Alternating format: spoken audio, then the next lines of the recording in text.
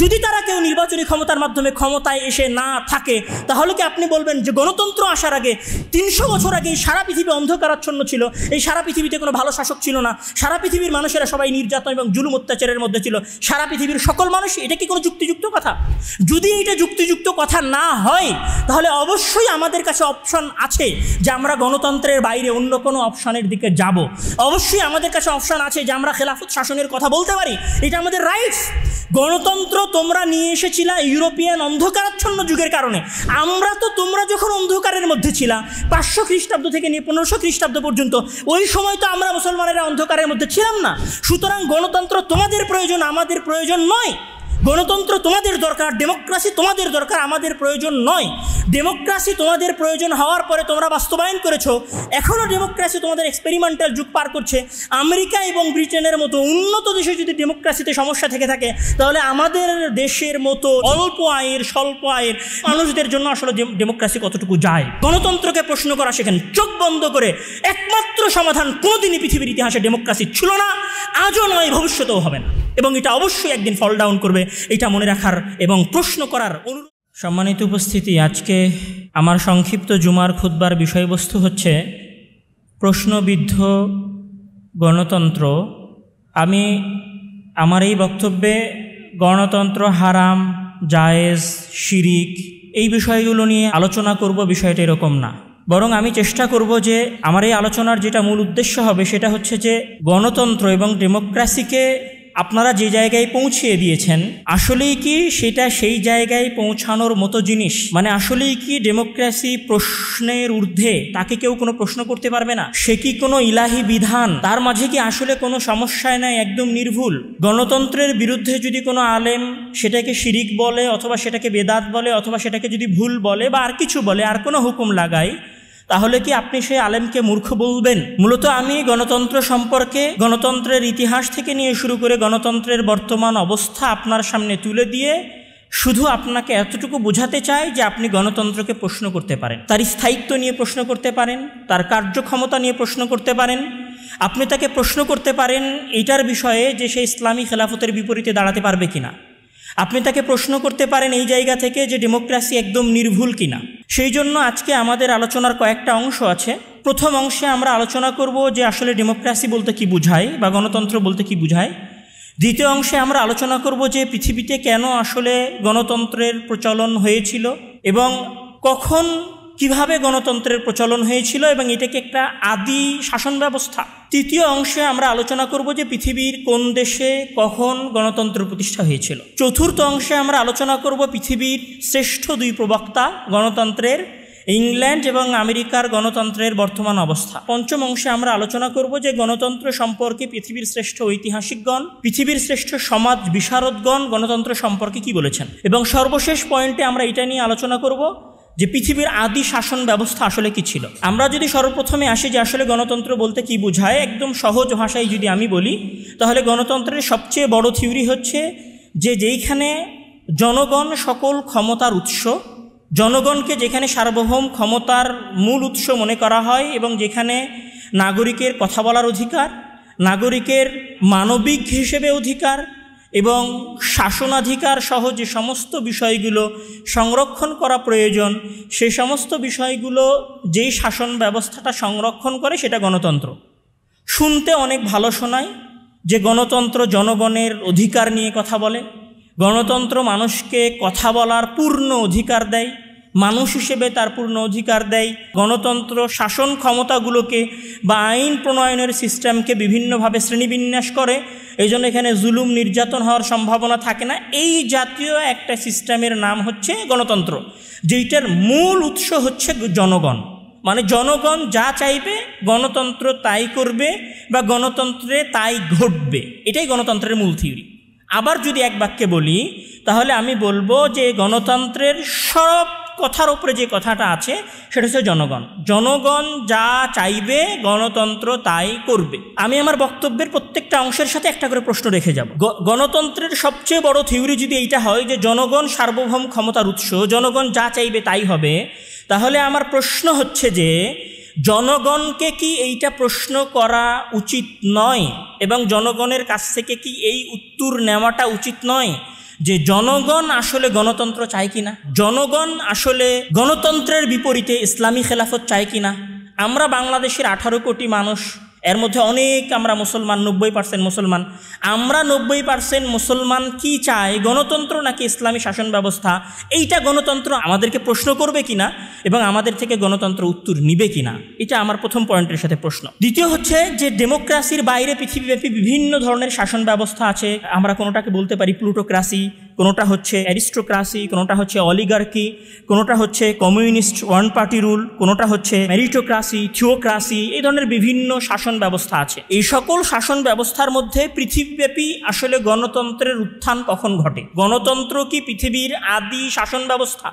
গণতন্ত্র পৃথিবীতে কখন এসেছে? এই প্রশ্নের উত্তরে যদি আমি আসতে চাই তাহলে এখানে আমাদেরকে বলতে হবে 500 শতক থেকে নিয়ে শুরু করে, মানে ঈসা আলাইহিস সালাম জন্মের 500 বছর পরে, ঠিক যে সময়টাতে মুহাম্মদ সাল্লাল্লাহু আলাইহি ওয়াসাল্লাম জন্মগ্রহণ করছেন সেই সময়টা থেকে নিয়ে শুরু করে 1500 সাল পর্যন্ত এই সময়টাকে বলা হতো ইউরোপে, মানে বর্তমান যেটা ইউরোপের এই অঞ্চলের এই সময়টাকে বলা হতো ইউরোপিয়ান ডার্ক এজেস, মানে ইউরোপিয়ান অন্ধকারাচ্ছন্ন যুগ।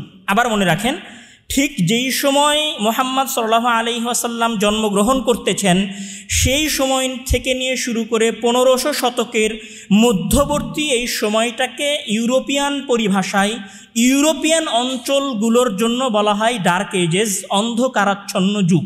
এই তথ্য মনে রাখার সাথে সাথে আরেকটা তথ্য মনে রাখেন, যখন ইউরোপ ডার্ক এজেসের অন্তর্ভুক্ত, তখন মুসলমানদের হাতে আছে বাগদাদ, তখন মুসলমানদের হাতে আছে দেমাস্ক, তখন মুসলমানদের হাতে আছে খোরাসান আল কুবরা, তখন মুসলমানদের হাতে আছে আন্দালুসিয়া, ইস্তাম্বুল, এই অঞ্চলগুলো।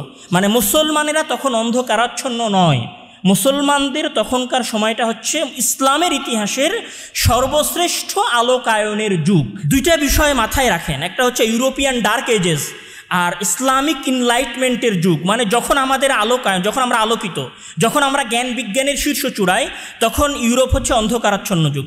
অন্ধকারাচ্ছন্ন যুগটা কেন এটাকে ডার্ক এজেস বলা হচ্ছে, তার সবচেয়ে বড় কারণ হচ্ছে তৎকালীন সময়ে শাসন ব্যবস্থার মূল কেন্দ্রে ছিল চার্চ, ক্যাথলিক চার্চ, এবং এখানে শ্রেণীবিন্যাস ছিল। মানুষের মধ্যে সর্বোত্তম মানুষ হচ্ছে চার্চের পাদ্রীরা, তারপরের শ্রেণীর মানুষ হচ্ছে অভিজাত শ্রেণীরা, আর সব নিম্ন স্তরের মানুষ হচ্ছে সাধারণ জনগণ। এই সাধারণ জনগণ কর দেয়, এই সাধারণ জনগণ রাজা বাদশাদের খেদমত করে, এই সাধারণ জনগণ গরুর মতো খাটে, এই সাধারণ জনগণ নিজেদের পায়ের ঘাম মাথায় ফেলে এই চার্চের পাদ্রীদের শাস্তিগুলো ভোগ করে। 3টা শ্রেণী ছিল তৎকালীন সময়। 3টা শ্রেণী থাকার কারণে কি হয়েছে, যে চার্চের পাদ্রীরা তৎকালীন সময়ের সাধারণ জনগণের উপরে ব্যাপক পরিমাণে জুলুম এবং নির্যাতন করত।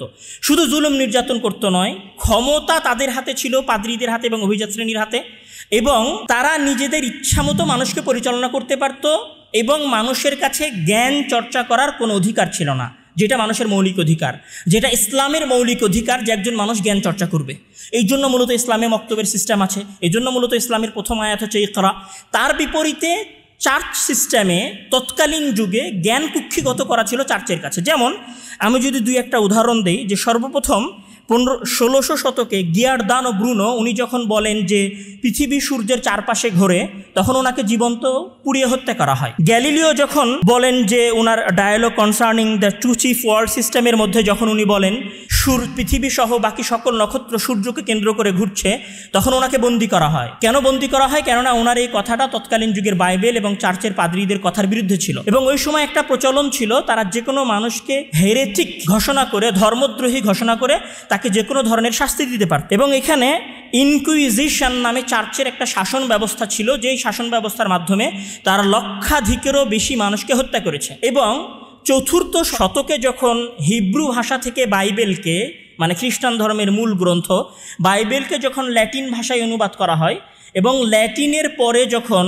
1300 শতকের দিকে এসে এই বাইবেলটাকে ল্যাটিন ভাষা থেকে সাধারণ জনগণের ভাষায় অনুবাদ করার চেষ্টা করা হয়, জন উইক্লিফ যখন এইটাকে ল্যাটিন ভাষা থেকে ইংরেজিতে অনুবাদ করেন, তখন উনি মারা গেছিলেন, ওনার মারা যাওয়া কঙ্কালকে কবর থেকে তুলে আগুন দিয়ে জ্বালানো হয়। এরপর উইলিয়াম ট্রেন্ডেল যখন 1500 শতকের দিকে এসে বাইবেলের আবার ইংরেজি অনুবাদ করেন, তখন তাকে জীবন্ত পুড়িয়ে হত্যা করা হয়। এছাড়াও তৎকালীন যুগে জন হাস নামে একজন ব্যক্তি ছিলেন, উনি যখন এই দাবি উত্থাপন করেন যে বাইবেলকে জনগণের ভাষায় রূপান্তরিত করতে হবে, এটার অনুবাদ করতে হবে, তখন চার্চ তাকে জীবন্ত পুড়িয়ে হত্যা করে 1415 সালে। এছাড়াও চার্চের আরও একটা বিষয় ছিল, তাদের মাঝে একটা নিয়ম ছিল যেটাকে বলা হয় ইনডালজেন্স। যেটাকে বলে ইনডালজেন্স মানে যে কোনো পাপী ব্যক্তি টাকার মাধ্যমে নিষ্পাপ হওয়ার সার্টিফিকেট ক্রয় করতে পারত, যেটা অভিজাত শ্রেণীরা ক্রয় করত।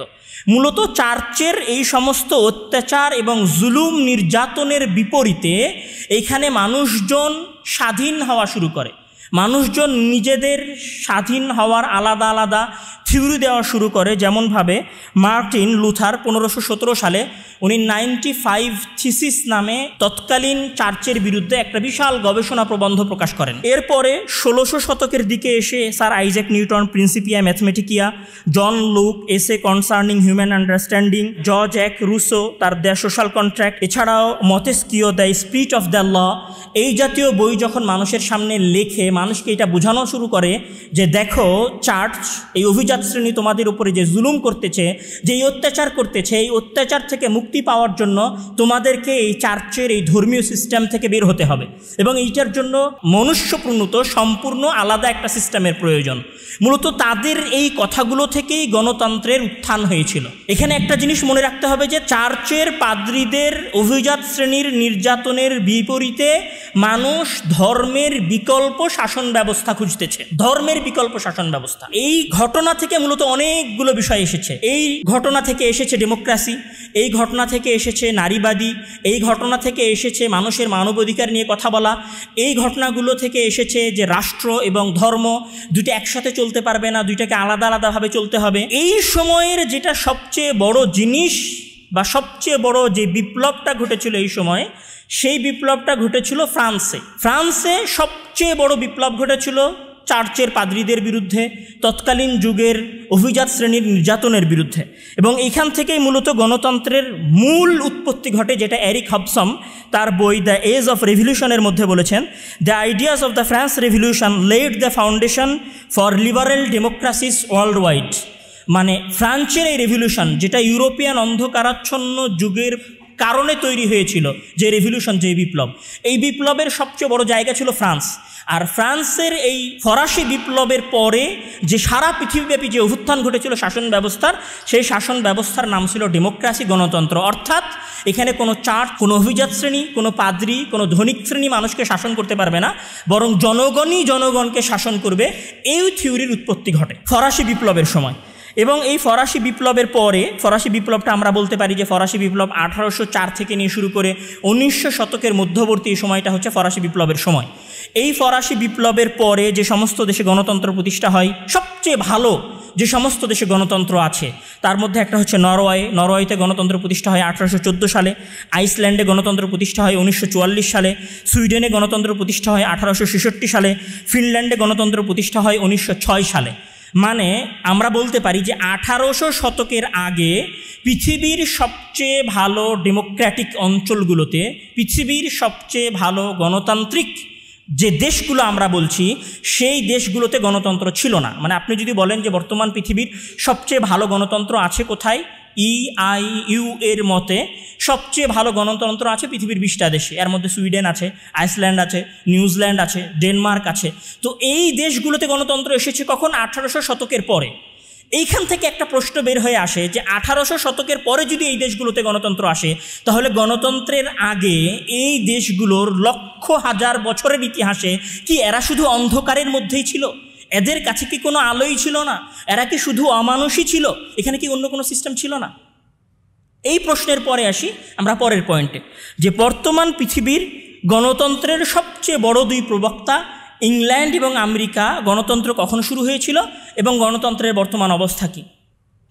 আমরা যদি বলি যে ব্রিটেনে, যেটা গ্রেট ব্রিটেন আমরা বলি, উপনিবেশবাদ যেটাকে আমরা বলি, এই উপনিবেশবাদের ইতিহাস হচ্ছে 1500 বছরের রাজতন্ত্রের ইতিহাস, মানে যেটা মানুষ সংরক্ষণ করেছে। 1500 বছর এখানে রাজতন্ত্র ছিল। মনে করা হয় সর্বপ্রথম 500 খ্রিস্টাব্দের দিকে একটা জার্মান গোষ্ঠী, যাদেরকে বলা হয় অ্যাঙ্গালো স্যাক্সন, তারা সর্বপ্রথম ব্রিটেনে আসে এবং এইখানে ব্রিটেনের বিভিন্ন অঞ্চলে রাজতন্ত্রের প্রচলন ঘটায় বা গোষ্ঠীভিত্তিক শাসন ক্ষমতার প্রচলন ঘটায়। এরপরে এখানে ধীরে ধীরে রাজতন্ত্র প্রতিষ্ঠা হয়, যেটাকে আমরা বলি ব্রিটিশ রাজবংশ। তো ব্রিটিশ রাজবংশের বিরুদ্ধে গণতন্ত্রের সর্বপ্রথম আন্দোলন কখন শুরু হয়? আমরা যদি আক্ষরিকভাবে বিশ্লেষণ করি তাহলে আমরা বলতে পারি 1215 সালে, যখন রাজা জন ফ্রান্সে তার ব্যর্থ যুদ্ধের কারণে জনগণের ওপরে স্কিউটিজ নামে একটা কর আরোপ করেন। তখন এই করের বিরুদ্ধে সাধারণ জনগণ আন্দোলন করে এবং রাজাকে একটা চুক্তিপত্রে স্বাক্ষর করতে বাধ্য করে, যেই চুক্তিপত্রের নাম ছিল ম্যাগনা কার্টার। এই ম্যাগনা কার্টার চুক্তিপত্রে দুইটা কথা ক্লিয়ার ছিল, যে এক, বাদশাহ আইনের ঊর্ধ্বে নয়, দুই, বাদশাহ কোনো কর বাস্তবায়ন, কর মানে ট্যাক্স, করের আইন বাস্তবায়ন করতে পারবে না যতক্ষণ না ব্যারনদের অনুমতি নেয়। ব্যারন কারা? সমাজের অভিজাত শ্রেণী। এই আইন পাশ হওয়ার পরেও রাজবংশের বিভিন্ন রাজারা সময়ে অসময়ে সাধারণ জনগণের উপরে কর আরোপ করতে থাকে। যেমন রাজা এডওয়ার্ড ট্যালিট্যাক্স আরোপ করেন 1297 সালে। রাজা রিচার্ড II, উনি ওনার শাসন আমলের যুদ্ধ খরচ করার জন্য পোল ট্যাক্স জারি করেন।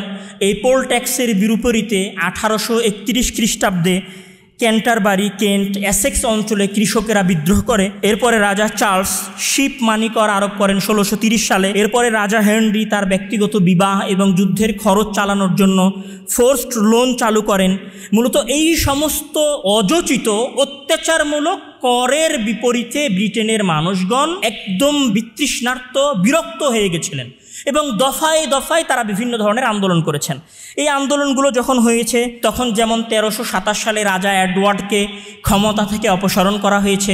রাজা চার্লস এককে শাসন ক্ষমতার মাধ্যমে, বিচারিক আইনের মাধ্যমে তাকে শাসন ক্ষমতা থেকে পদচ্যুত করা হয়েছে এবং তার শিরচ্ছেদ করা হয়েছে।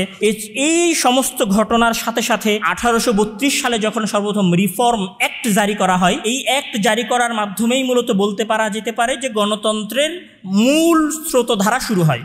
এরপর 1867, 1884, 1918 দফায় দফায় হওয়া সাধারণ জনগণের, শ্রমিক শ্রেণীর, সমাজের নিম্ন শ্রেণীর আন্দোলনের মাধ্যমে যে শাসন ব্যবস্থার কথা উঠে আসে, সেই শাসন ব্যবস্থাটা হচ্ছে বর্তমান ডেমোক্রেসি, যেটা ইংল্যান্ডে আছে। এখন প্রশ্ন হচ্ছে যে 1200 শতক থেকে নিয়ে শুরু করে 1900 শতক পর্যন্ত দফায় দফায় আন্দোলনের মাধ্যমে সাধারণ মানুষেরা যেই গণতন্ত্র চাইল, সেই গণতন্ত্র কি আসলেই ইংল্যান্ডে প্রতিষ্ঠিত হতে পেরেছে?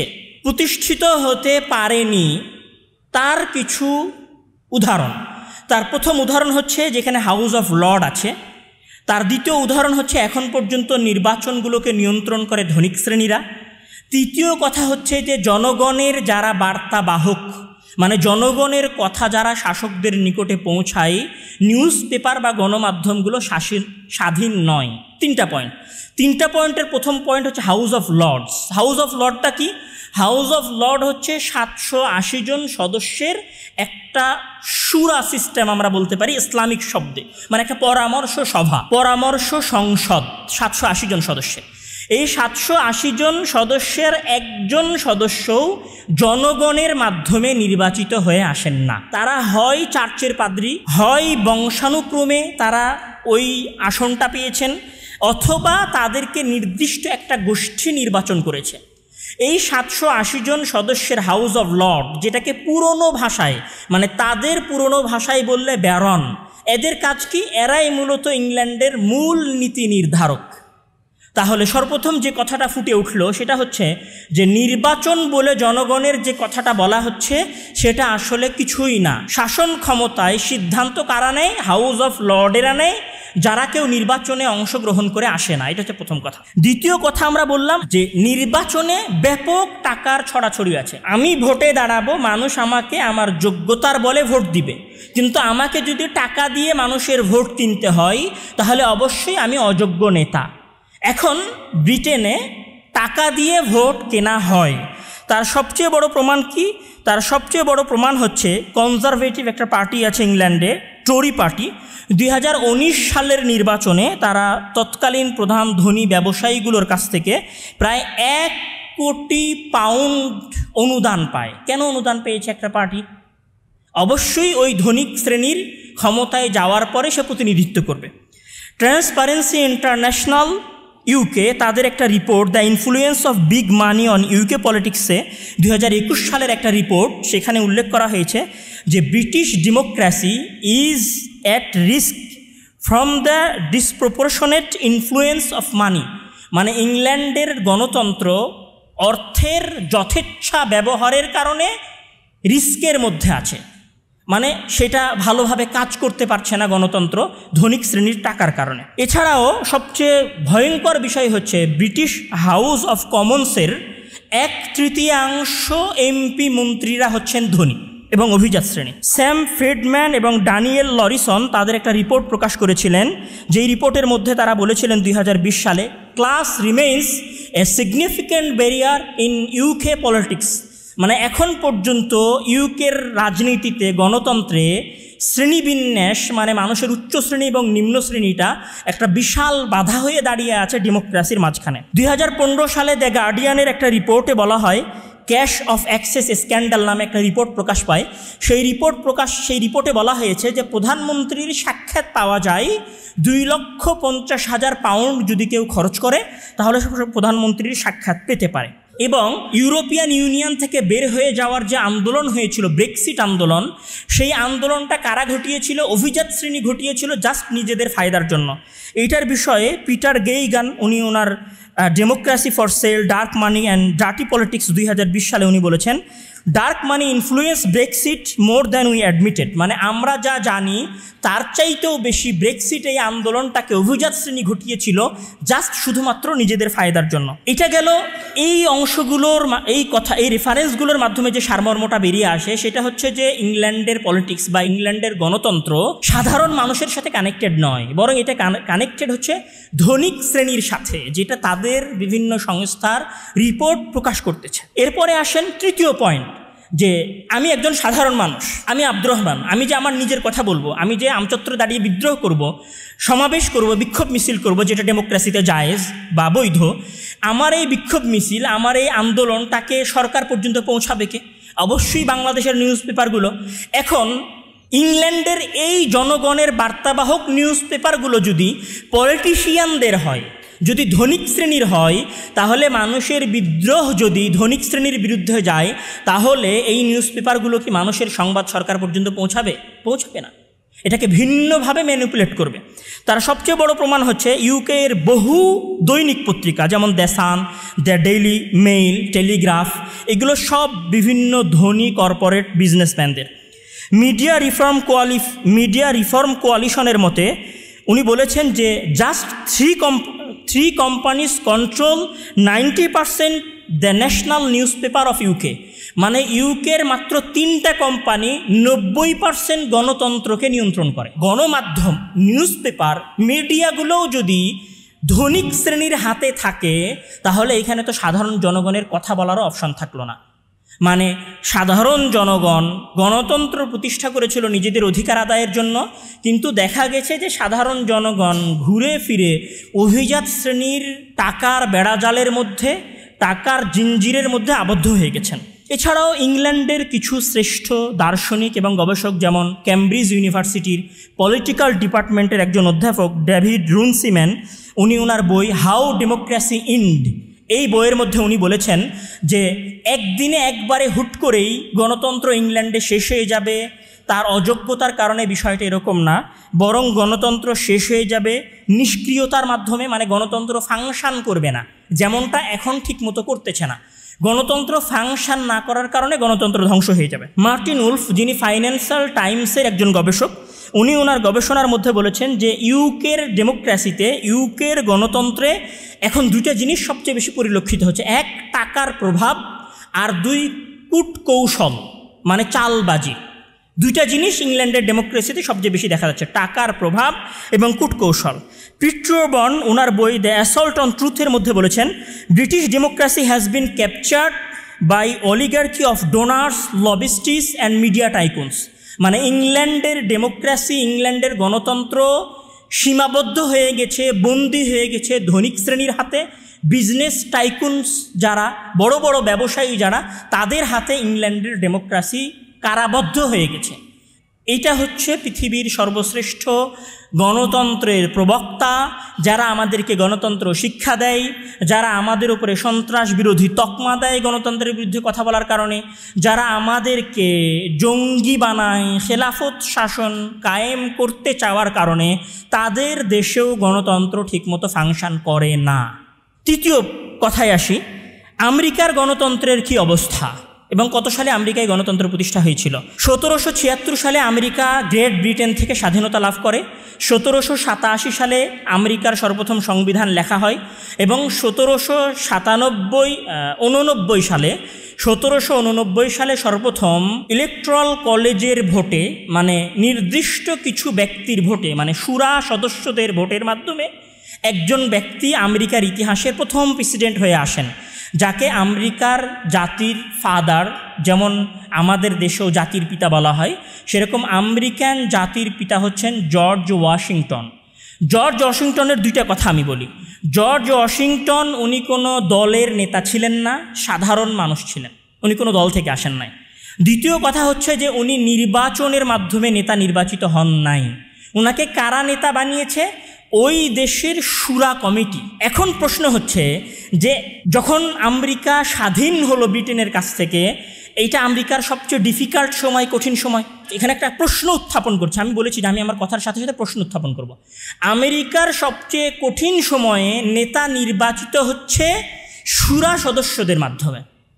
বাংলাদেশে যখন 24-এর অভ্যুত্থান হলো, বাংলাদেশের সবচেয়ে টিপিক্যাল মোমেন্টে, সবচেয়ে কঠিন মুহূর্তে নেতা নির্বাচন হলো শুরা সদস্যদের মাধ্যমে।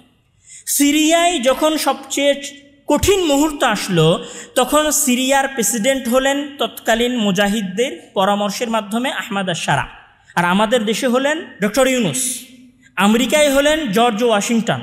আমার প্রশ্ন হচ্ছে, একটা দেশের সবচেয়ে কঠিন মুহূর্তে যদি পরামর্শের মাধ্যমে নেতা নির্বাচনের প্রয়োজন হয়, তাহলে একটা দেশ স্থিতিশীল পরিবেশে যাওয়ার সাথে সাথেই কেন নির্বাচন আয়োজন করতে হবে? আমি এই প্রশ্নটা বুঝাতে পারি নাই। আমাকে সবচেয়ে কঠিন মুহূর্তে, আমার দেশের সবচেয়ে কঠিন মুহূর্ত যদি শুরা সদস্যরা ব্যাকআপ দিতে পারে, তাহলে কেন পরিবেশ স্বাভাবিক হওয়ার পরে আমাকে ডেমোক্রেসির নির্বাচন সিস্টেমে যেতে হবে? আমি যদি কঠিন সময় পরামর্শ সিস্টেমের মাধ্যমে পার করতে পারি, ইলেকট্রাল কলেজের মাধ্যমে পার করতে পারি, তাহলে আমি পরে কেন টাকা খরচ করে, কোটি কোটি ডলার খরচ করে নির্বাচন করব? কেন সিরিয়ার প্রেসিডেন্ট আহমদ আশ-শারা বলছেন যে আমরা 5 বছর মেয়াদী সরকার, পরে নির্বাচন হবে কিনা সেটা পরের কথা, কিন্তু বর্তমান বিশ্বের পরিস্থিতির কারণে উনি এই কথা বলতে বাধ্য হয়েছেন। আচ্ছা, এই প্রশ্ন উত্থাপনের পরে এবার আসি পরে যে এটা ছিল 1800 শতকের কথা, যে 1800 শতকে আমেরিকায় গণতন্ত্র প্রতিষ্ঠা হয়েছে। 1800 শতকের পরে, মানে 200 বছর পরে আমেরিকার গণতন্ত্রের কী অবস্থা? 200 বছর পরে আমেরিকার গণতন্ত্রের অবস্থা হচ্ছে, পিউ রিসার্চের মতে, এটা একটা ওয়ার্ল্ড ওয়াইড অর্গানাইজেশন, তাদের মতে only 20% of Americans say they trust the government to do what is right most of the time. মানে আমেরিকার মাত্র 20% জনগণ মনে করে যে সরকার ওইটা করে যেটা উপযুক্ত, মানে বাকি 80% জনগণের সরকারের ডিসিশনের সাথে সম্পৃক্ততা নাই।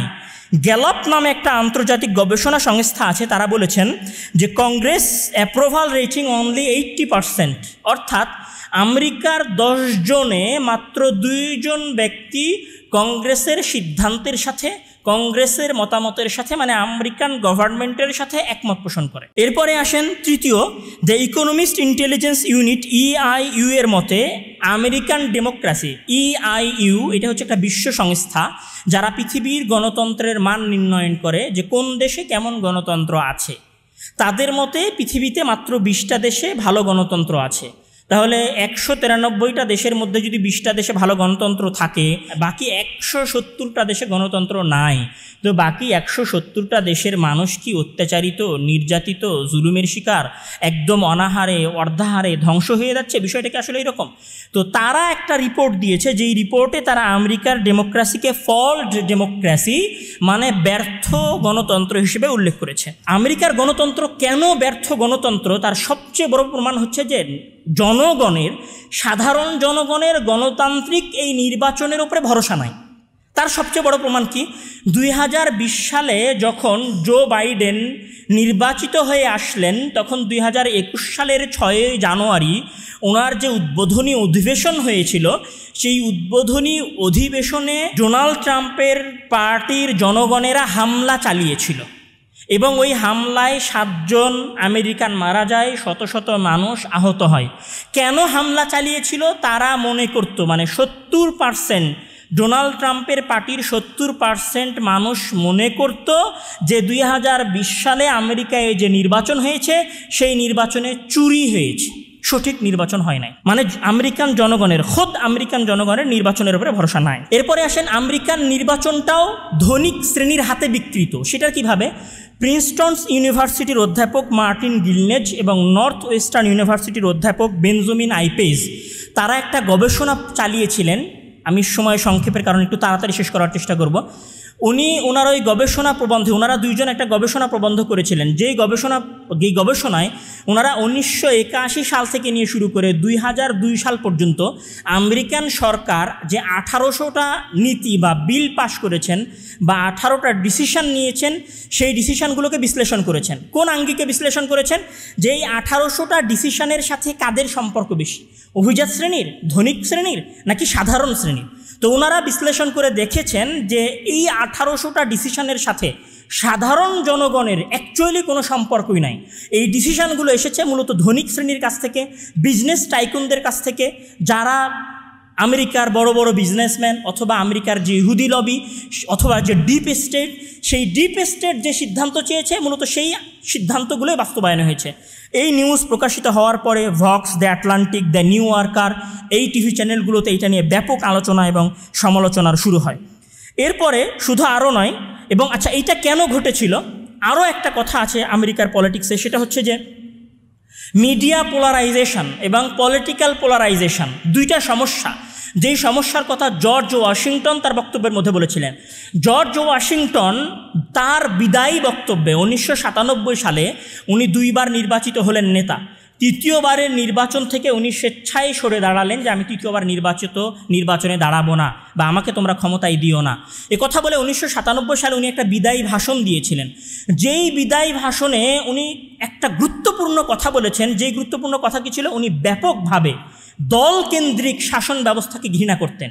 কেন দলকেন্দ্রিক শাসন ব্যবস্থাকে ঘৃণা করতেন? কেননা এই দলকেন্দ্রিক শাসন ব্যবস্থা জনগণের মাঝে ব্যাপক বিভেদ তৈরি করে, মানে মারামারি লাগায়। যেমন আমরা বাংলাদেশে দেখেছি বিএনপি আওয়ামী লীগ জামাতের লড়াই। শুধু এইটা নয়, আরও একটা সমস্যা তৈরি করে, সেটা হচ্ছে যে এই দলগুলো অনেক সময় সঠিক সিদ্ধান্ত নিতে সরকারকে বাধা দেয়, সিদ্ধান্ত নিতে দেরি করায়।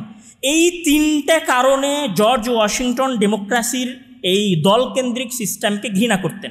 এইটাকে ইংরেজি ভাষায় বলা হয় মিডিয়া পোলারাইজেশন অথবা পলিটিক্যাল পোলারাইজেশন। পলিটিক্যাল পোলারাইজেশন মানে দলীয় বিভেদ, মানে একটা প্রচণ্ড ডানপন্থী আর একটা প্রচণ্ড বামপন্থী। আর মিডিয়া পোলারাইজেশন কি? যে মিডিয়ার মধ্যেও ডানপন্থী আছে, মিডিয়ার মধ্যেও বামপন্থী আছে। যেমন Fox, CNN, MS, NBC, the new York Times, এরা হচ্ছে বামপন্থী। ফক্স নিউজ, তারপরে নিউজ ম্যাক্স, এরা হচ্ছে ডানপন্থী। মানে ধরেন আমি যদি ডানপন্থীর পক্ষ থেকে থাকি এবং আমি যদি নির্বাচনে দাঁড়াই, তাহলে আমার ভুলগুলো ডানপন্থী মিডিয়া এড়িয়ে যাবে, আর বামপন্থী মিডিয়া সেটাকে অনেক করে হাইলাইট করবে। আর বামপন্থী কোনো নেতা যদি ভোটে দাঁড়ায়, তাহলে বামপন্থী নিউজ পেপারগুলো, মানে যারা জনগণের বার্তা মানুষের কাছে পৌঁছে দেয়, তারা বামপন্থী নেতার ভুলগুলোকে কম করে দেখাবে এবং তার ভালো জিনিসগুলোকে বেশি করে দেখাবে। এটা কি বলা হয়? Media polarisation. তো ডেমোক্রেসির কারণে আমেরিকান সমাজ 2টা সমস্যা হয়েছে, বা বলতে পারি 3টে সমস্যা হয়েছে। 1, পলিটিক্যাল পোলারাইজেশন, ব্যাপক বিভেদ তৈরি হয়েছে সমাজে। 2, মিডিয়া পোলারাইজেশন, মিডিয়া 2 ভাগে ভাগ হয়ে গেছে। 3, যে পুরো নির্বাচনী সিস্টেমটা অর্থের ওপর নির্ভরশীল হয়ে গেছে এবং মনে করা হয় যে আমেরিকার নির্বাচনে সেই জেতে যে সবচেয়ে বেশি অর্থ খরচ করতে পারে। তার প্রমাণ কি? তার প্রমাণ হচ্ছে সেন্টার অফ রিপ্রেজেন্টেটিভ পলিটিক্স 2020 সালে তারা একটা রিপোর্ট প্রকাশ করে। যেই রিপোর্টে তারা বলে যে 2020 সালে আমেরিকার নির্বাচনে $14 বিলিয়ন খরচ করা হয়েছিল। অর্থাৎ বাংলাদেশের রিজার্ভের অর্ধেকেরও বেশি খরচ করা হয়েছিল শুধুমাত্র নির্বাচনে। এবং আমেরিকার বড় বড় যে সমস্ত ইন্ডাস্ট্রিয়াল কোম্পানিগুলো আছে তারা তাদের পিএসি অর্থাৎ পলিটিক্যাল অ্যাকশন কমিটিজ এবং লবিস্টদের মাধ্যমে, মানে বড় বড় কোম্পানিগুলোর দুইটা সংস্থা থাকে, আমি সহজ করার জন্য বলতে চাই, একটা হচ্ছে পিএসি পলিটিক্যাল অ্যাকশন কমিটি, আর আরেকটা হচ্ছে লবিস্ট যা লবিং করে নেতাদের সাথে। এরা ব্যাপক পরিমাণ অর্থ কংগ্রেসের নেতাদেরকে ডোনেট করে যেন কংগ্রেস অর্থাৎ নির্বাচিত সরকার এই ধনী ব্যক্তিদের পক্ষে ডিসিশন দেয়। তার প্রমাণ কি, সিটিজেন্স ইউনাইটেড 2004 সালে একটা রিপোর্ট প্রকাশ করে হিলারি দ্য মুভি নামে, মানে হিলারি ক্লিন্টনের বিরুদ্ধে।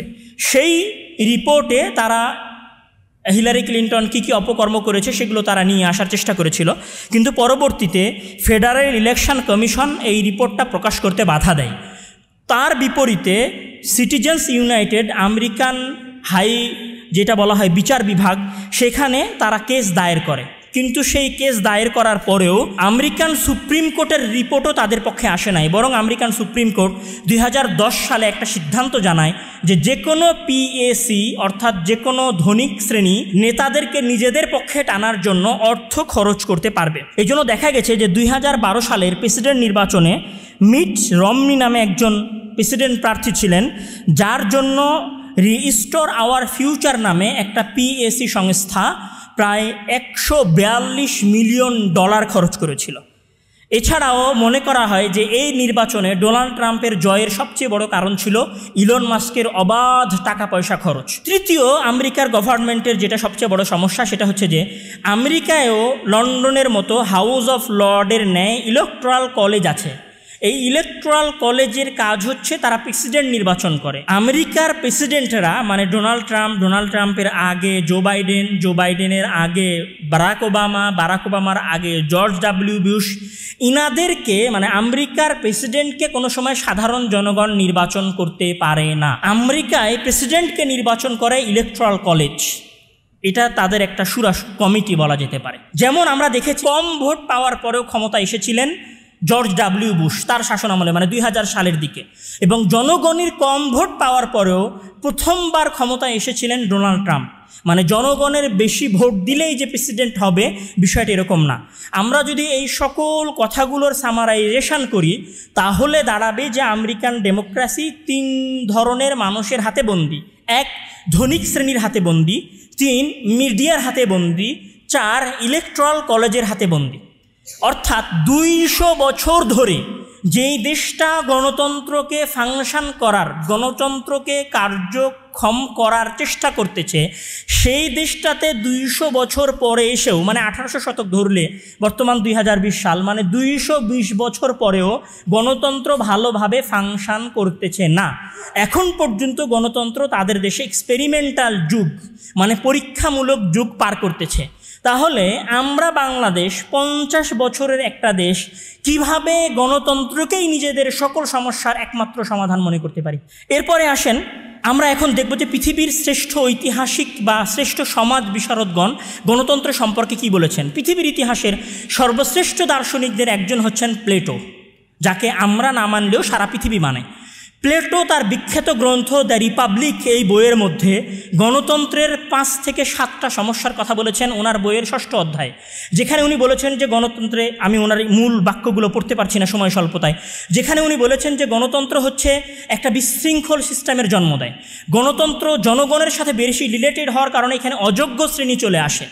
এবং ওনার যে ওস্তাদ, যার কাছ থেকে উনি এই দার্সগুলো নিয়েছেন, তার কথা যদি আমরা বলি, যার কথা উনি ওনার বই অ্যাপোলজির মধ্যে নিয়ে এসেছেন, সেটা হচ্ছে ওনার ওস্তাদ সক্রেটিসের কথা উনি নিয়ে এসেছেন। সক্রেটিসকে ফাঁসিতে ঝুলানো হয়েছিল গ্রিকের অ্যাথেন্সে।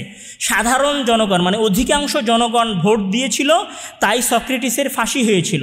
সক্রেটিস নিজে গণতান্ত্রিক এই সিস্টেমটাকে, মানে জনগণের ভোটে নির্বাচিত সরকারের এই সিস্টেমটাকে ঘৃণা করতেন, যে কথা অ্যাপোলজি গ্রন্থের মধ্যে প্লেটো এবং সক্রেটিসের কথোপকথনের মধ্যে ফুটে উঠেছে।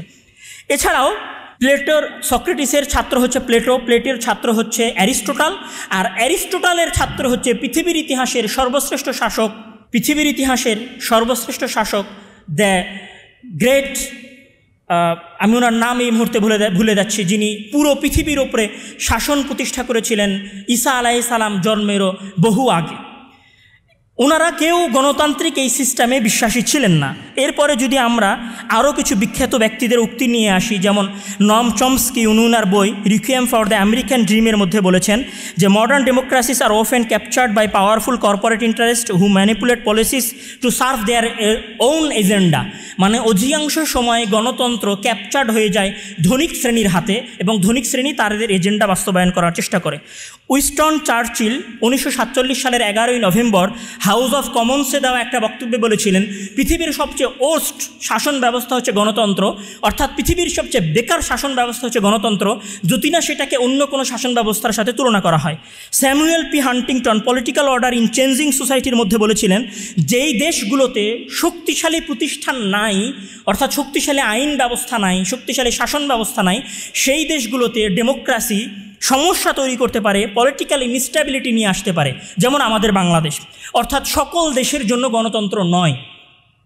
থমাস হবস, উনি একজন বিখ্যাত ইংরেজ দার্শনিক, উনি ওনার বই লেভিথিয়ানের মধ্যে গণতন্ত্রের কয়েকটা সমস্যার কথা উল্লেখ করেছিলেন। 3টা মৌলিক সমস্যার কথা উনি উল্লেখ করেছেন গণতন্ত্রের।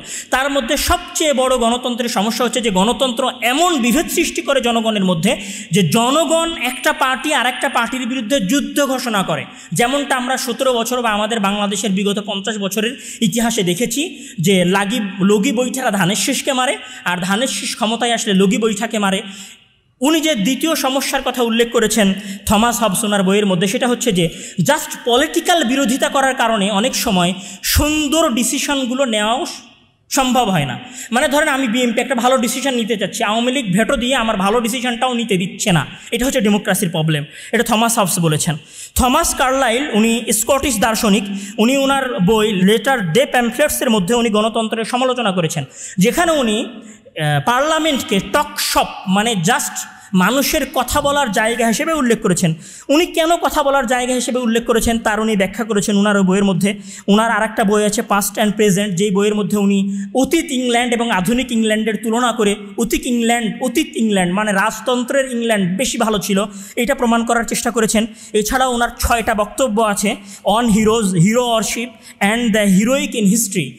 এই ওনার 6টা বক্তব্যকে কেন্দ্র করে একটা বই উনি পরবর্তীতে সংকলন করা হয়েছিল। সেই বইয়ের মধ্যে উনি একনায়কতন্ত্রের ভালো গুণগুলো উল্লেখ করেছেন, যেখানে উনি মোহাম্মদ সাল্লাল্লাহু আলাইহি ওয়াসাল্লামের নামও নিয়ে এসেছেন এবং উনি ওখানে প্রমাণ করিয়েছেন যে ডেমোক্রেসির চাইতে একনায়ক সিস্টেমটা বেশি ভালো। এছাড়াও জন রস্কিন তার বই আনটু দিস লিস্ট, তারপরে the ethics of the dust, the crown of wild ওয়ালাইফের মধ্যে উনি বলেছেন যে বর্তমান গণতান্ত্রিক সিস্টেমটা হচ্ছে পুঁজিবাদী অর্থনীতির মূল ভিত্তি, আর উনি পুঁজিবাদী অর্থনীতিকে ব্যাপক লেভেলের ঘৃণা করতেন, কেননা পুঁজিবাদী অর্থনীতি সমাজের মানুষের মাঝে অর্থনৈতিক বিভেদ সৃষ্টি করে, এজন্য উনি গণতন্ত্রের বিরোধী ছিলেন। এছাড়াও ম্যাথিউ আর্নল্ড 1884 সালে আমেরিকায় দেওয়া একটা বক্তব্যের মধ্যে উনি বলেছিলেন যে ডেমোক্রেসির সবচেয়ে বড় প্রবলেম হচ্ছে absence of discipline of respect, মানে ডেমোক্রেসির মধ্যে আরেকজনকে সম্মান দেওয়ার প্রথা নাই। যে কথাটা প্লেটো তার বইয়ের মধ্যে বলেছিলেন যে এইখানে দ্য রিপাবলিকের মধ্যে যে এইখানে সম অধিকার বা বেশি অধিকার দেওয়ার কারণে মানুষের আভ্যন্তরীণ যে সম্মানটা আছে সেই সম্মানটাও চলে যায়। এবং দ্য রিপাবলিক বইয়ের মধ্যে প্লেটো সন্তান এবং পিতার একটা উদাহরণ নিয়ে এসেছিলেন। এছাড়াও উনি ম্যাথিউ আর্নল্ড 1884 সালে ওনার ওই দেওয়া বক্তব্যের মধ্যে বলেছিলেন যে ডেমোক্রেসির সবচেয়ে বড় সমস্যা হচ্ছে ডেমোক্রেসি অধিকাংশ সময় অস্থিতিশীল, এর মধ্যে ধৈর্য কম থাকে এবং তারা ভালো কাজ করার চাইতে খারাপ কাজ বেশি করে ফেলে। এছাড়াও জেমস ব্রেনন ওনার বই এগেইনস্ট ডেমোক্রেসির মধ্যে জনগণকে 3 ভাগে ভাগ করেছেন। জেমস ব্রেনন এগেইনস্ট ডেমোক্রেসি এই বইয়ের মধ্যে জনগণকে 3 ভাগ করেছেন। তার মধ্যে এক ভাগ হচ্ছে হবিস্ট, দ্বিতীয় ভাগ হচ্ছে হলিগ্যান্স এবং তৃতীয় ভাগ হচ্ছে ভলক্যান্স। মানে সাধারণ জনগণ 3 ভাগে বিভক্ত। হবিটস যারা ভোটের গণতন্ত্রের কিচ্ছু বোঝে না, অন্ধের মতো টাকা দিলে 1000 টাকা দিবেন, রাতের বেলা 1000 টাকা দিবেন, সকালবেলা হয় নৌকায় ভোট দিয়ে আসবে, নাহলে দাড়িপাল্লায় ভোট দিয়ে আসবে, নাহলে ধানের শীষে ভোট দিয়ে আসবে। এই ধরনের জনগণকে বলা হয় হবিটস। দ্বিতীয় ধরনের জনগণ হলিগ্যান্স, যারা প্রচণ্ডভাবে কোনো দলের অন্ধভক্ত হয়, এদেরকে বলা হয় হলিগ্যান্স। আর তৃতীয় শ্রেণী হচ্ছে ভলক্যান্স, যারা একটু চিন্তা ভাবনা করে যে দেশের জন্য আসলে কে উত্তম। কিন্তু দেখা গেছে যে অধিকাংশ দেশেই 2 শ্রেণীর জনগণ বেশি, হবিটস এবং হলিগ্যান্স। যদি আমরা অন্য দেশের কথাও বাদ দিই, বাংলাদেশের মতো দেশে যেখানে অধিকাংশ মানুষ শিক্ষিত নয়, যেখানে অধিকাংশ মানুষ শ্রমিক, যেখানে অধিকাংশ মানুষ কৃষি, যেখানে অধিকাংশ মানুষ মৎস্যজীবী, সেই দেশের অধিকাংশ মানুষ কি টাকার বিনিময়ে ভোট দেয়। রাতের বেলা 1000 টাকা দিলে সকালবেলা আপনার দলে ভোট দিয়ে আসবে। আর আরেক শ্রেণীর মানুষ ভোট দেয় যারা প্রচণ্ড লেভেলের দলান্ধ। খুব কম শ্রেণীর মানুষই চিন্তা ভাবনা করে ভোট দেয় আমাদের বাংলাদেশে। এখন আমাদের বাংলাদেশে ডেমোক্রেসি কি সুয়েটেবল, মানে আমাদের সাথে সামঞ্জস্যশীল এরকম পরিবেশে? এটা একটা প্রশ্ন। এছাড়াও বার্নার ম্যানা তার বই দ্য প্রিন্সিপাল অফ রিপ্রেজেন্টেটিভ গভর্নমেন্টের মধ্যে উল্লেখ করেছেন যে ডেমোক্রেসি বা গণতন্ত্র যেই সমস্যার সমাধান করার জন্য তৈরি হয়েছিল, অভিজাত শ্রেণীর হাত থেকে মুক্তি পাওয়ার জন্য যেই গণতন্ত্র তৈরি হয়েছিল, সেই গণতন্ত্র ধীরে ধীরে আবার অভিজাত শ্রেণীর হাতেই বন্দী হয়ে গেছে, যেমনটা আমরা ব্রিটেনে দেখেছি, যেমনটা আমরা আমেরিকার ইতিহাস আলোচনা করার মধ্যে দেখেছি।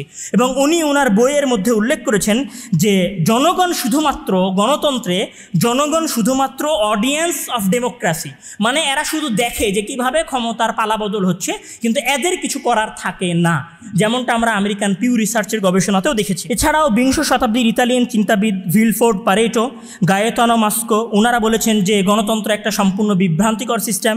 এছাড়াও হিউবার্ট লাগার্ডেল উনি বলেছেন যে গণতন্ত্র সবচেয়ে পছন্দের জিনিস বুর্জুয়াদের কাছে, মানে ধনিক শ্রেণীর কাছে সবচেয়ে পছন্দের জিনিস। কেন পছন্দের জিনিস? এই কারণে যে ওরা বলতে পারে গণতন্ত্র ওকে, এটা জনগণের শাসন ব্যবস্থা। যখন বলে জনগণের শাসন ব্যবস্থা, তখন জনগণ শান্ত থাকে, জনগণকে শান্ত করে এবার নিজেদের ইচ্ছা মতো শাসন কার্যক্রম পরিচালনা করতে পারে। এই জন্য বুর্জুয়া শ্রেণীর কাছে, ধনিক শ্রেণীর কাছে, এলিট শ্রেণীর কাছে, অভিজাত শ্রেণীর কাছে, সুশীল শ্রেণীর কাছে গণতন্ত্র সবচেয়ে বেশি প্রিয়। এখন আসেন আমরা একদম আমাদের বক্তব্যের শেষ অংশে চলে এসেছি, যে পৃথিবীর হাজার লক্ষ বছরের ইতিহাসে শুধু কি গণতন্ত্রই ছিল? গণতন্ত্র তো এসেছে আজ থেকে 300 বছর আগে, মানে 300 বছর আগে এই পৃথিবীতে কোনো শাসন ব্যবস্থাই ছিল না, এই পৃথিবীর কোনো দেশেই কোনো শান্তি ছিল না, এই পৃথিবীর কোনো দেশেই কোনো শ্রেষ্ঠ শাসক আসেন নাই। এটা কি যুক্তিযুক্ত কথা? আমরা যদি বলি যে এখানে আখেনাটন নামে আজ থেকে 1300 বছর আগে যিনি মিশরীয় শাসক ছিলেন, তিনি মিশরের সর্বশ্রেষ্ঠ শাসক ছিলেন, তার পুত্র তুতেনখানম মিশরের সর্বশ্রেষ্ঠ শাসক ছিলেন, রামসেস সানি উনি মিশরের সর্বশ্রেষ্ঠ শাসক ছিলেন, টাইগ্লাথ পিলিসার যিনি আজ থেকে ঈসা আলাইহিস সালাম জন্মের 745 বছর পূর্বে শাসন করেছিলেন, উনি তার দেশের সবচেয়ে ভালো শাসক ছিলেন, কিসার দ্য গ্রেট উনি ওনার দেশের সবচেয়ে ভালো শাসক ছিলেন, দারিয়াস দ্য গ্রেট আচেমেনিড রাজবংশের ঈসা আলাইহিস সালাম জন্মের 500 বছর আগের সর্বশ্রেষ্ঠ শাসক ছিলেন, ব্যাবিলনীয় রাজা হাম্মুরাবি উনি আজ থেকে ঈসা আলাইহিস সালাম জন্মের 1700 বছর আগে, মানে বর্তমান সময় থেকে প্রায় 3000-4000 বছর আগে ওনার অঞ্চল শাসন করেছেন। উনি সর্বপ্রথম আইন লিখেছিলেন, মানে লিখিত আইন প্রণয়ন করা হয়েছিল, ওনাকে ওনার দেশের সবচেয়ে ভালো শাসক মনে করা হতো। এছাড়াও হিন্দুস্তানের সর্বশ্রেষ্ঠ শাসক আশোক, আমি অমুসলিমদের কথা বলতেছি, আশোক সর্বশ্রেষ্ঠ শাসক ছিলেন। এরপরে দাউদ আলাইহিস সালাম, সুলাইমান আলাইহিস সালাম, ইনারাও পৃথিবীর শাসক ছিলেন। ইনারা কি কেউ গণতন্ত্রের মাধ্যমে শাসন ক্ষমতা এসেছিলেন? ইসলামের ইতিহাসের যে 1500 বছরের শাসন ব্যবস্থা, সেই শাসন ব্যবস্থায় কি কেউ গণতন্ত্রের মাধ্যমে, বর্তমান নির্বাচনী সিস্টেমের মাধ্যমে ক্ষমতায় এসেছিলেন? যদি তারা কেউ নির্বাচনী ক্ষমতার মাধ্যমে ক্ষমতায় এসে না থাকে, তাহলে কি আপনি বলবেন যে গণতন্ত্র আসার আগে 300 বছর আগে সারা পৃথিবী অন্ধকারাচ্ছন্ন ছিল, এই সারা পৃথিবীতে কোনো ভালো শাসক ছিল না, সারা পৃথিবীর মানুষেরা সবাই নির্যাতন এবং জুলুম অত্যাচারের মধ্যে ছিল, সারা পৃথিবীর সকল মানুষ? এটা কি কোনো যুক্তিযুক্ত কথা? যদি এটা যুক্তিযুক্ত কথা না হয়, তাহলে অবশ্যই আমাদের কাছে অপশন আছে যে আমরা গণতন্ত্রের বাইরে অন্য কোনো অপশনের দিকে যাব। অবশ্যই আমাদের কাছে অপশন আছে যে আমরা খেলাফত শাসনের কথা বলতে পারি, এটা আমাদের রাইটস। গণতন্ত্র তোমরা নিয়ে এসেছিলা ইউরোপিয়ান অন্ধকারাচ্ছন্ন যুগের কারণে। আমরা তো তোমরা যখন অন্ধকারের মধ্যে ছিলা 500 খ্রিস্টাব্দ থেকে নিয়ে 1500 খ্রিস্টাব্দ পর্যন্ত, ওই সময় তো আমরা মুসলমানেরা অন্ধকারের মধ্যে ছিলাম না। সুতরাং গণতন্ত্র তোমাদের প্রয়োজন, আমাদের প্রয়োজন নয়। গণতন্ত্র তোমাদের দরকার, ডেমোক্রেসি তোমাদের দরকার, আমাদের প্রয়োজন নয়। ডেমোক্রেসি তোমাদের প্রয়োজন হওয়ার পরে তোমরা বাস্তবায়ন করেছো, এখনও ডেমোক্রেসি তোমাদের এক্সপেরিমেন্টাল যুগ পার করছে। আমেরিকা এবং ব্রিটেনের মতো উন্নত দেশে যদি ডেমোক্রেসিতে সমস্যা থেকে থাকে, তাহলে আমাদের দেশের মতো অল্প আয়ের, স্বল্প আয়ের মূর্খ মানুষদের জন্য আসলে ডেমোক্রেসি কতটুকু যায়? এই যে প্রশ্নগুলো, এই প্রশ্নগুলো আমি আপনাদের বিবেকের কাছে রেখে যাচ্ছি। আপনারা অন্ধভাবে পৃথিবীর একমাত্র শাসন ব্যবস্থা মনে করে ডেমোক্রেসির পেছনে ছুটবেন, নাকি নতুন স্বতন্ত্র আলাদা ইসলামের কোনো শাসন ব্যবস্থার কথা আপনারা জনগণের সামনে উত্থাপন করবেন। আমি যদি বলি যে ডেমোক্রেসির সবচেয়ে বড় মূল ভিত্তি যদি হয় জনগণের শাসন কায়েম করা, তাহলে আমি বলবো যে বাংলাদেশের যত রাজনৈতিক দল আছে তাদের সবাইকে আগে এই বাক্যে একমত হওয়া উচিত যে বাংলাদেশের জনগণ কি গণতান্ত্রিক সিস্টেম চায় নাকি বাংলাদেশের জনগণ ইসলামিক শাসন ব্যবস্থা চায়। আগে এইটার উপর ভোট হতে হবে, তারপরে ডেমোক্রেসির বিষয়ে ভোট হবে, তারপরে নির্বাচনের আয়োজন হবে। আপনি লক্ষ কোটি জনগণের মনের বাসনা কামনার কথা শুনলেন না, আর বলছেন যে ওকে বাংলাদেশে ডেমোক্রেসি কায়েম হচ্ছে, মানে জনগণের শাসন কায়েম হচ্ছে। এটা একটা ভুয়া কথা, যেই ভুয়া কথার মাধ্যমে সাধারণ জনগণকে শাসন করা যায়, শাসন করা হচ্ছে। সম্মানিত উপস্থিতি, গণতন্ত্রের বিরুদ্ধে কথা বলার কারণে যারা আপনাদেরকে জঙ্গি বলে তাদের বিষয়ে প্রশ্ন উত্থাপন করেন, গণতন্ত্রের উপরে প্রশ্ন উত্থাপন করেন, এটা কতটুকু সামঞ্জস্যশীল, কতটুকু কর্মক্ষম সেই বিষয়ে প্রশ্ন উত্থাপন করেন, এইটা কতটুকু ফাংশন করতে পারে সমাজে সেই বিষয়ে প্রশ্ন উত্থাপন করেন। পৃথিবীর কোনো বিশাল জনসংখ্যার দেশে গণতন্ত্র এখন পর্যন্ত ফাংশন করতে পারে নাই। বিগত 300 বছরে যদি গণতন্ত্র ভালোভাবে ফাংশন করতে না পারে, তাহলে আমরা কি আগামী আরও 500 বছর এক্সপেরিমেন্ট করব যে গণতন্ত্র আমাদের দেশে ভালোভাবে ফাংশন করতেছে কি করতেছে না? এই প্রশ্নগুলো আপনাদের বিবেকের কাছে রেখে আমি আমার সংক্ষিপ্ত জুমার খুতবা এখানেই শেষ করছি। গণতন্ত্রের বিপরীতে সমাধান কি হবে সেটা নিয়ে আমাদের দেশের আলেম ওলামারা অনেক আলোচনা করেছেন, অনেকে অনেক বক্তব্য দিয়েছেন, সেগুলো আপনারা জানেন। যদি কোনোদিন সময় হয় সেগুলোর উপর আলোচনা হবে। কিন্তু আমার একটা কথা, যে গণতন্ত্রকে প্রশ্ন করা শেখেন, চোখ বন্ধ করে। একমাত্র সমাধান কোনোদিনই পৃথিবীর ইতিহাসে ডেমোক্রেসি ছিল না, আজও নয়, ভবিষ্যতেও হবে না, এবং এটা অবশ্যই একদিন ফল ডাউন করবে। এটা মনে রাখার এবং প্রশ্ন করার অনুরোধ রেখে আমি আমার সংক্ষিপ্ত জুমার খুতবা শেষ করছি। আল্লাহ তাআলা আমাদেরকে সঠিক বুঝ দান করুন। আল্লাহুম্মা আমিন। ওয়া আখিরু দাওয়ানা আলহামদুলিল্লাহি রাব্বিল আলামিন।